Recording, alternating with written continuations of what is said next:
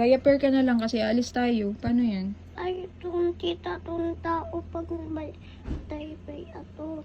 Bakit ayaw mo mag-diaper? Malaki na ato, tati. Malaki ka na ba?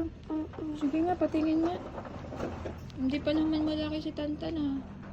Pag nagwiwi ka doon sa unit top, iwan ka na lang namin kasi basa ka na, bawal ka sa car. Saan ka magwiwi doon? Doon na yan, tayo, bas ato ni Vivi.